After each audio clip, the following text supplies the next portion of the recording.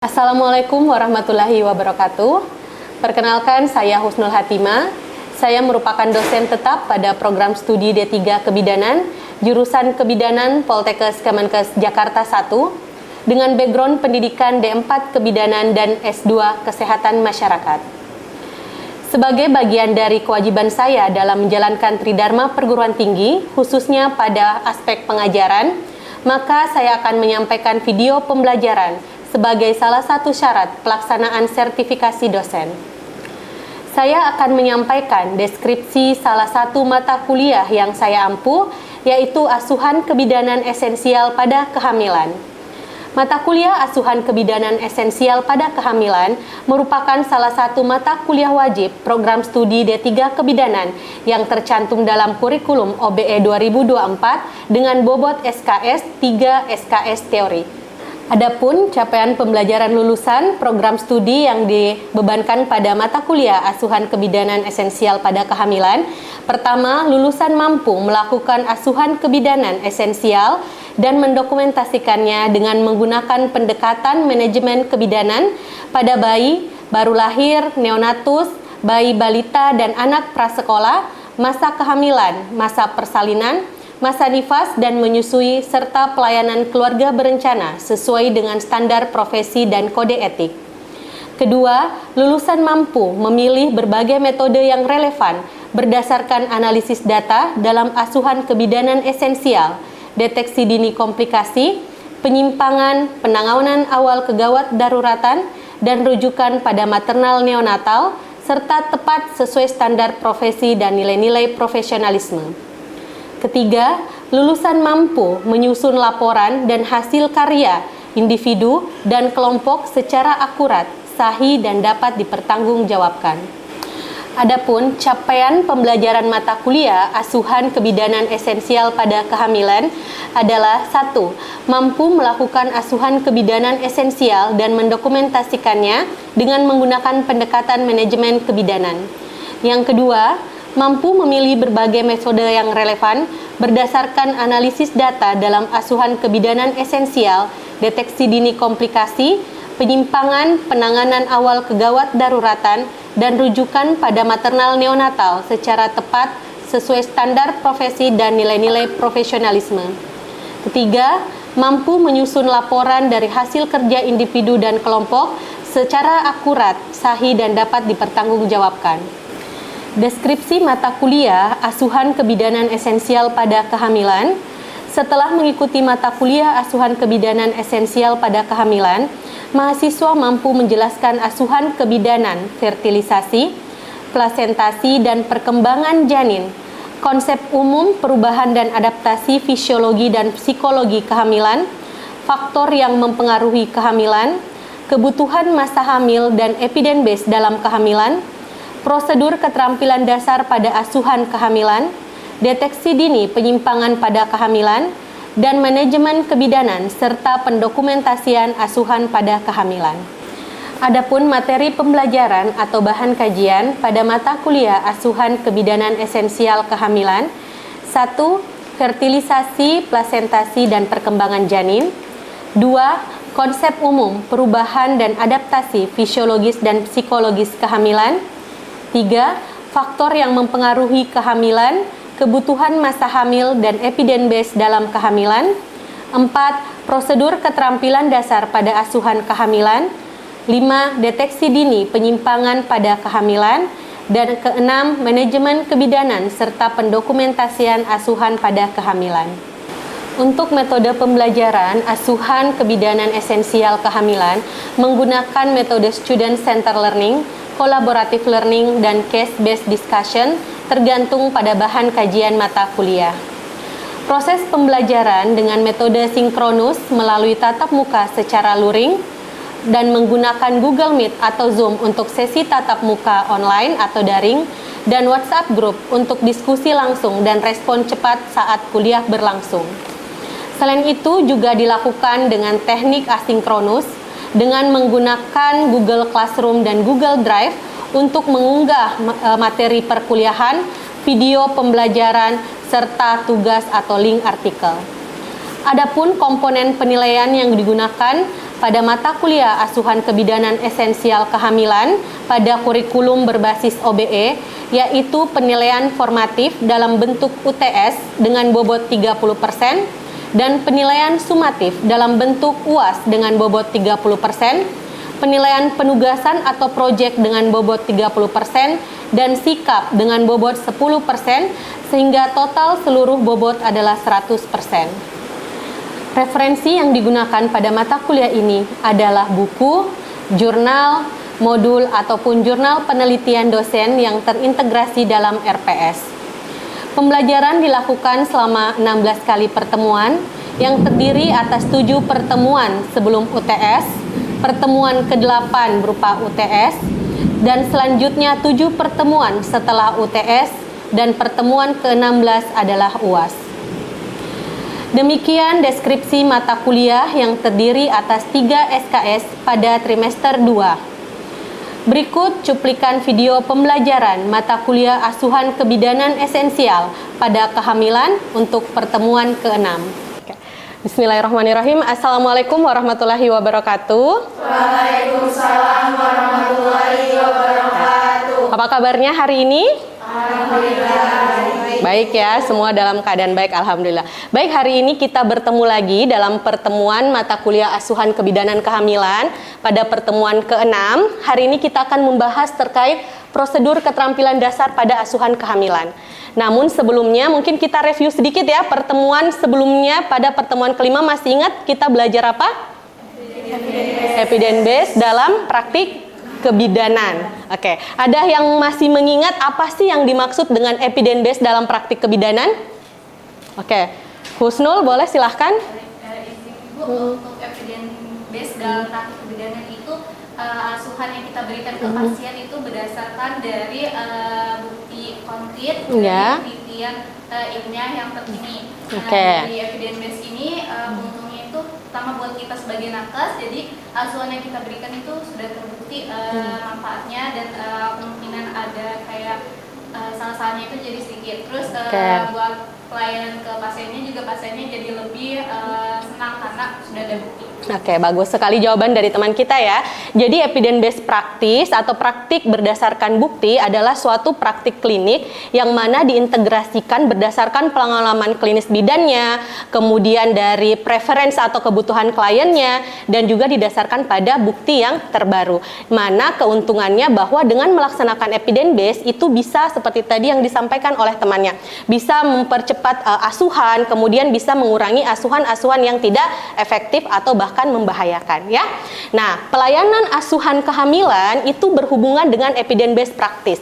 Itulah yang akan kita bahas terkait bagaimana sih prosedur keterampilan dasar pada asuhan kehamilan. Sebelumnya kita mungkin bahas terlebih dahulu apa sih yang dimaksud dengan pelayanan asuhan kehamilan. Ada yang bisa memberikan jawaban? Kira-kira antenatal care atau pelayanan asuhan kehamilan itu apa? Davina. Kira-kira antenatal care itu apa, Davina? Pelayanan yang diberikan pada siapa? Pada ibu hamil. Oke, terima kasih. Jadi pelayanan antenatal care itu adalah serangkaian kegiatan yang dilakukan sejak terjadinya masa konsepsi hingga sebelum mulainya proses persalinan. Kita lihat kondisi Aki saat ini. Nah, kalau kalian lihat dari grafik yang ada, penurunan nggak angka kematian ibu kita saat ini? Ada penurunan? Ada ya, kalau kita lihat dari 2010 berdasarkan data Badan Pusat Statistik, ternyata di 2010 angka kematian ibu 346 per 100.000 kelahiran hidup. Kemudian 5 tahun kemudian ada penurunan nih sebesar 305 per 100.000 kelahiran hidup. Kemudian tahun 2020 penurunan lagi sebesar 189 per 100.000 kelahiran hidup. Nah, target kita di 2025 angka kematian ibu sebesar 183.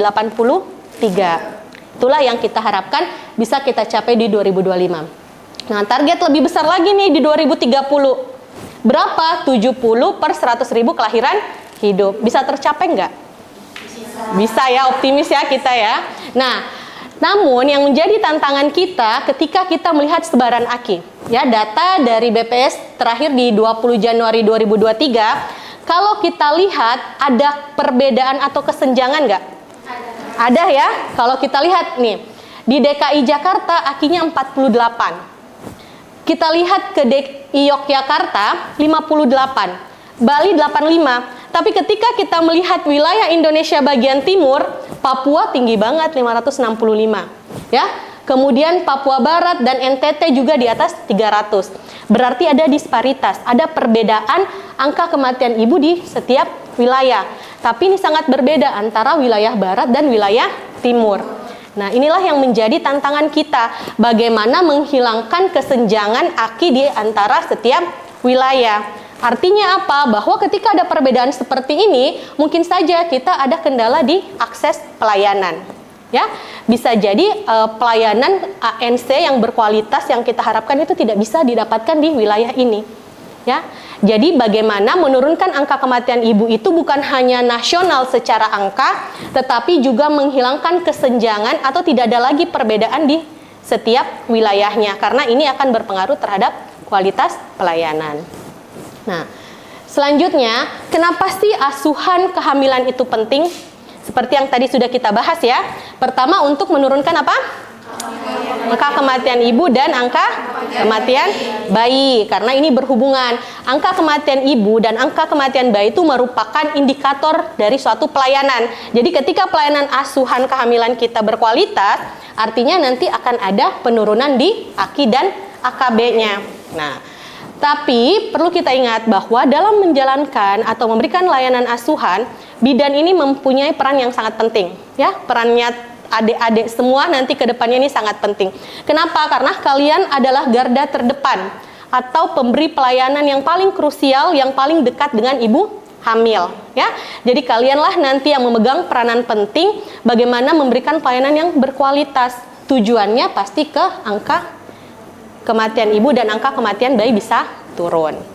Nah, selanjutnya saat ini asuhan kehamilan itu terjadi pergeseran paradigma. Kalau dulu orang memberikan pelayanan asuhan harapannya bahwa yang sakit bisa sembuh, ya kan? Kalau sekarang paradigmanya sudah bergeser. Pemberian asuhan dilakukan untuk promotif dan preventif. Apa yang kita harapkan?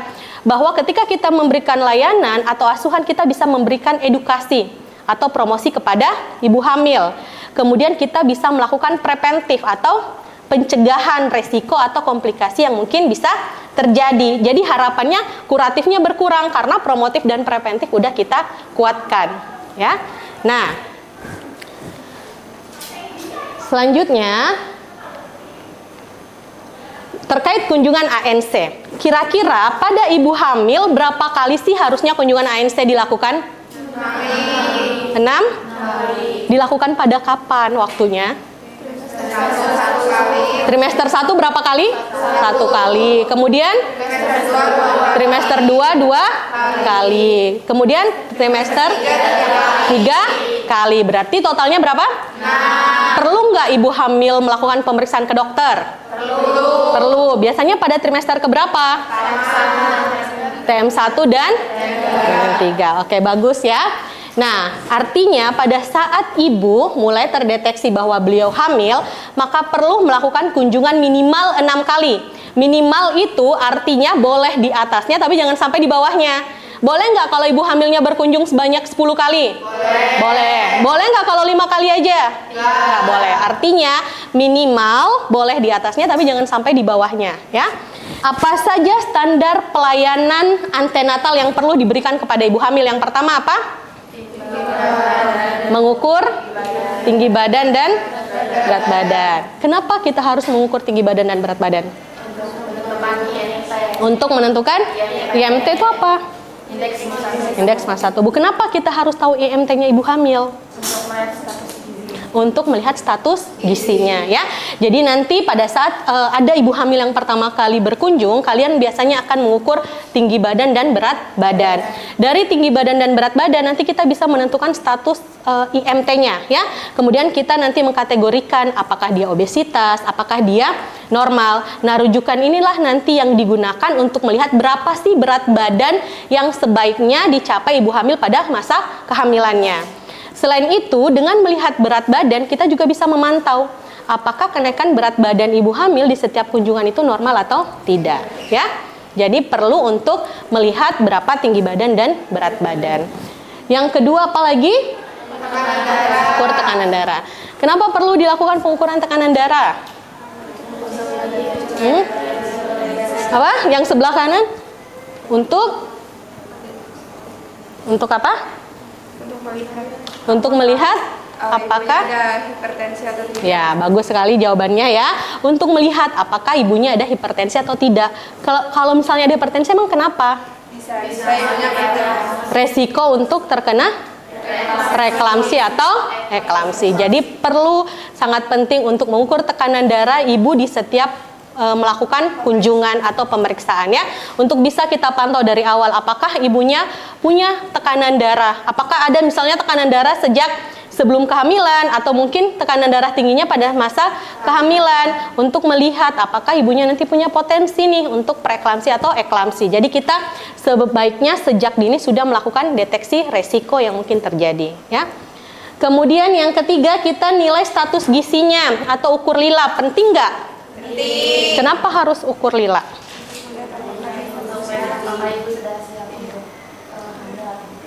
Nah, lila itu untuk menilai apa? Status gizi, untuk menilai apakah ibunya ada resiko untuk KEK kekurangan energi kronik ya. Jadi nanti apakah ada resiko untuk melahirkan bayi BBLR atau tidak. Nanti kita lihat dari status gizinya. Yang keempat, ukur tinggi puncak rahim atau fundus seteri. Kalian sudah pernah melakukan? Kira-kira kenapa melakukan pengukuran TEFU? Untuk menentukan usia kehamilan atau untuk melihat apakah pertumbuhan janin sesuai dengan usia kehamilan atau tidak. Jadi nanti kita bisa memantau apakah memang janinnya tuh bertumbuh sesuai dengan usianya atau tidak, ya. Kemudian yang kelima, tentukan presentase janin dan denyut jantung janin. Kenapa kita harus melakukan pemeriksaan DJJ?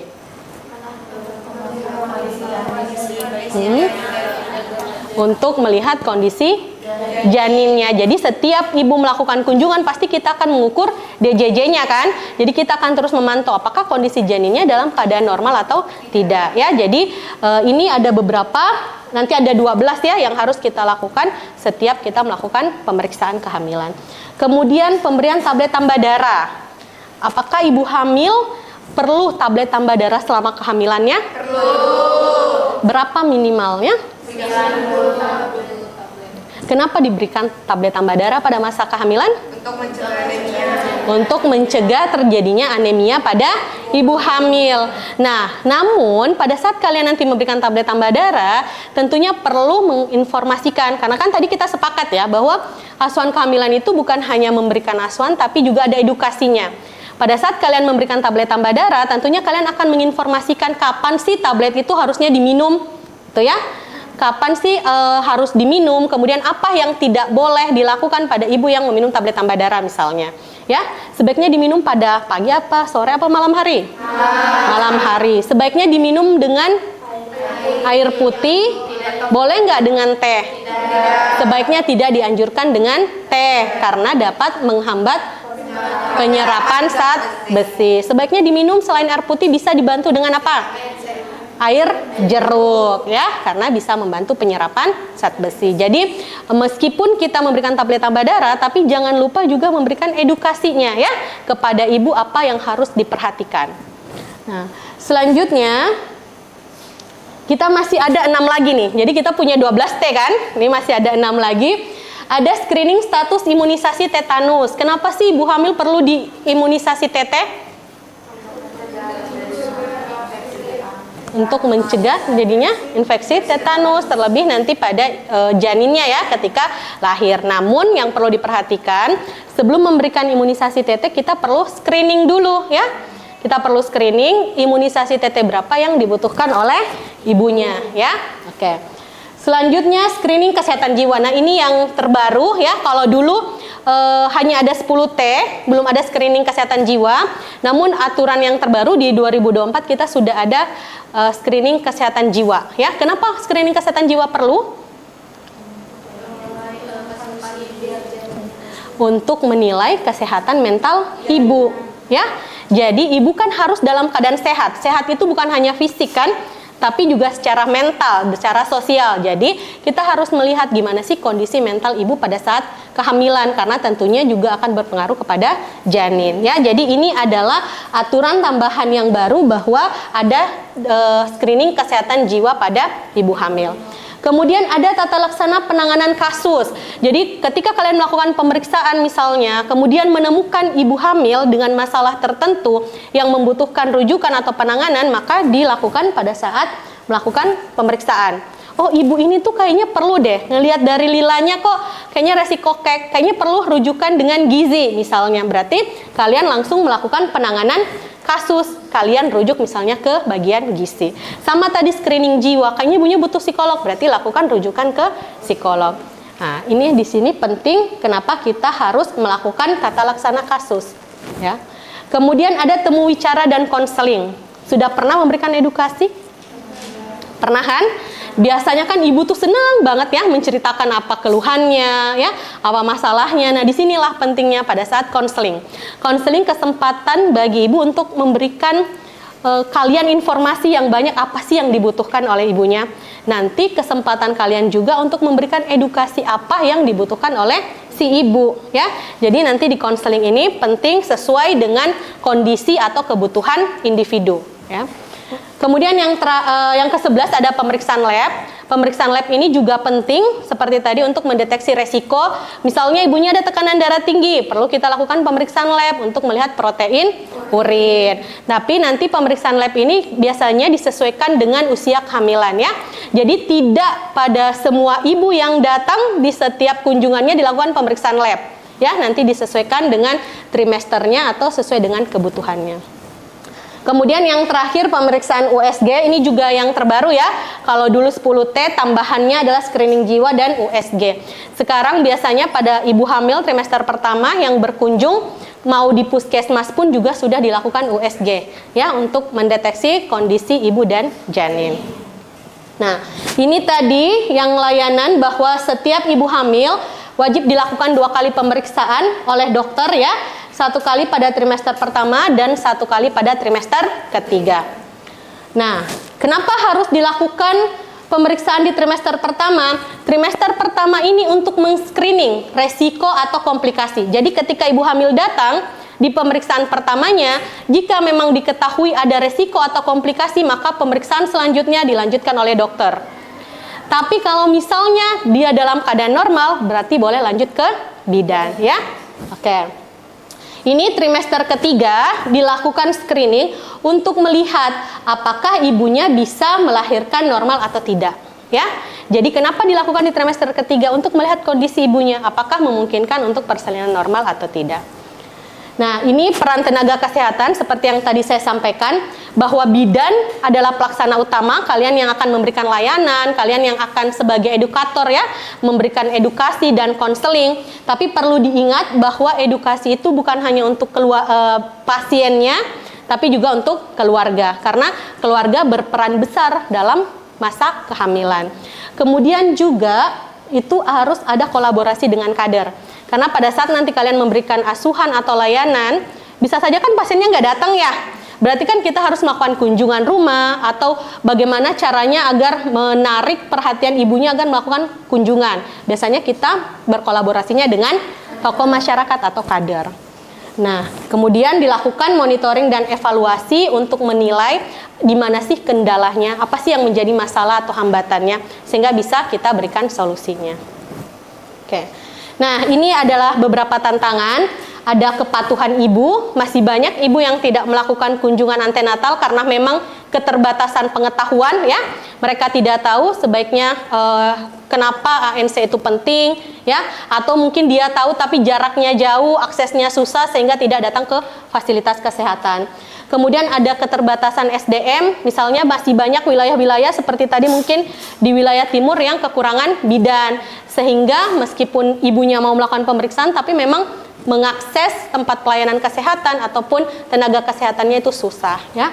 Kemudian budaya. ya masih mengikat juga dalam masa kehamilan. Nah, apa solusi yang perlu kita lakukan? Yang tadi edukasi. Berikan informasi kenapa ANC itu penting sehingga ibunya memiliki minat atau motivasi untuk melakukan pemeriksaan, ya. Kemudian kita perlu kolaborasi dengan kader atau tokoh masyarakat, ya, terkait tadi bagaimana mengedukasi bukan hanya ibu tapi juga keluarga. Dan yang terakhir adalah pemanfaatan teknologi. Oke? Nah, baik, sekarang kita evaluasi sedikit dulu terkait dengan pembelajaran yang tadi kalian lakukan. Silahkan boleh di scan dulu QR-nya. Bisa masuk terlebih dahulu, join sebentar ke quizisnya atau QR-nya.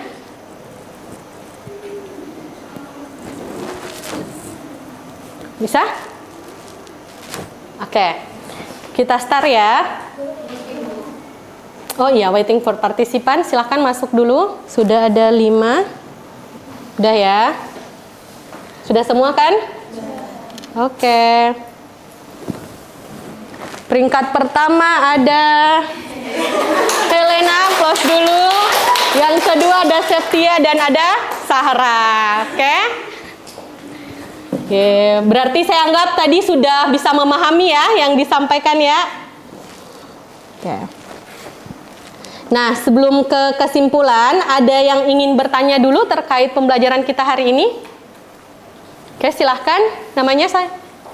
Baik Ibu, sebelumnya perkenalkan, saya Nita Amelia. Saya izin bertanya Ibu, Ya. mengapa standar pemeriksaan kehamilan Ibu itu harus 12T? Dan kalau misalnya Ibu, kita memeriksakannya sebagian, apakah boleh? Oke, baik. Terima kasih pertanyaan ini, pertanyaan yang bagus dari teman kita Nita. Kenapa sih standar pemeriksaan kehamilan itu harus 12T gitu ya?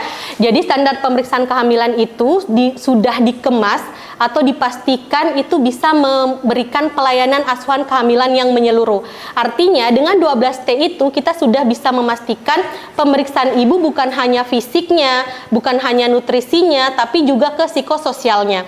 Contohnya misalnya apa? Kalau hanya 10T seperti tadi, mungkin screening jiwanya nggak ada kan? Sedangkan kan screening jiwa penting untuk mengetahui kondisi mental seorang ibu hamil. Nah, boleh nggak kalau misalnya pelayanannya tidak 12T? Menurut Adada boleh nggak? Tidak. Boleh atau tidak? Tidak. Tidak ya, berarti 12T itu wajib kita berikan. Pada kondisi pemeriksaan kehamilan pertama, 12T itu wajib kita berikan.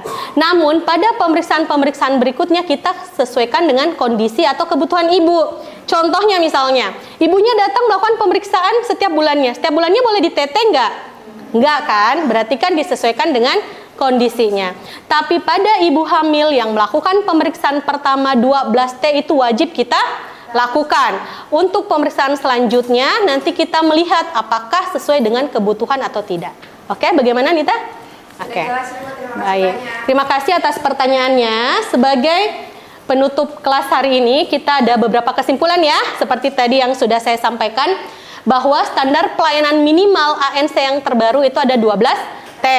Kemudian pada saat pelayanan ANC, kita harus melakukan pemeriksaan minimal 2 kali ke dokter pada trimester pertama dan trimester ketiga. Dan untuk ibu bidan, ya, untuk ANC oleh bidan, kita melakukannya kunjungan 2 kali pada trimester kedua dan 2 kali pada trimester ketiga, ini minimal. Jadi selebihnya boleh kita lakukan. Oke?